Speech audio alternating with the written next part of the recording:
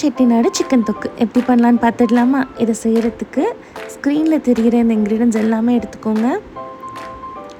எடுத்து ஒரு கடாயில் ஆட் பண்ணி நல்லா ட்ரை ரோஸ்ட் பண்ணி அதோடய ஃப்ளேவர் எல்லாம் வெளியில் வர அளவுக்கு வறுத்து எடுத்துக்கோங்க. உங்களுக்கு அந்த அரோமா வரும்போது ஸ்டவ் ஆஃப் பண்ணிவிட்டு ஃபேன் காட்டில் ஆற வச்சு ஒரு மிக்சரில் ஆட் பண்ணி நல்லா பவுடராக அரைச்சி எடுத்துக்கோங்க. இது இருக்கட்டும். இப்போ இஞ்சி பூண்டு பேஸ்ட் அரைச்சி எடுத்துக்கலாம். இஞ்சி பூண்டு பேஸ்ட் அரைக்கும் போது ஒரு பச்சை மிளகாவும் 1/2 ஸ்பூன் சோம்பையும் சேர்த்து போட்டு அரைச்சா அந்த ஸ்மெல் நம்மளுக்கு இன்னும் மணமாக இருக்கும். நீங்களும் ட்ரை பண்ணி பாருங்கள். இப்போ இந்த டிஷ்க்கு தேவையான வெங்காயம் தக்காளியை கட் பண்ணி எடுத்துக்கலாம். நான் இதுக்கு 3 தக்காளி 3 வெங்காயம் எடுத்திருக்கேன். இப்போது ஒரு பாத்திரத்தில் எண்ணெயை ஊற்றிட்டு ஃபஸ்ட்டு கொஞ்சம் பட்டையை ஆட் பண்ணிக்கலாம். அதுக்கப்புறம் சோம்பு. இது புரிஞ்சதுக்கப்புறமா ஒரு கைப்பிடி அளவுக்கு தேவையான கருவேப்பிலை, ஒரே ஒரு பச்சை மிளகாய் எடுத்து நான் ஸ்லிப் பண்ணி ஆட் பண்ணிக்கிறேன். இதோடு நம்ம அரைஞ்சி வச்சுருக்க அந்த வெங்காயத்தையும் சேர்த்துப்போம். இது ஓரளவுக்கு நல்லா குக் ஆனதுக்கப்புறம்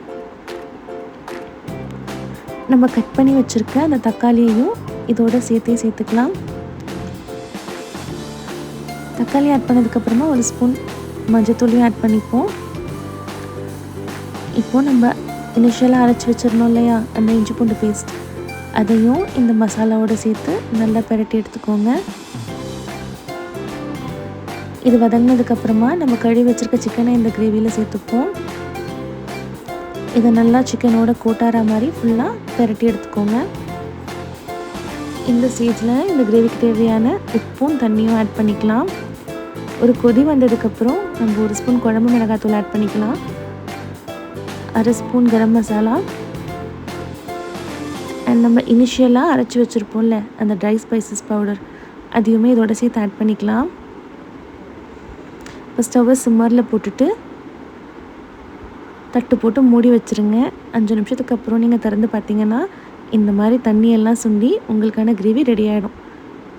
தேங்க்யூ.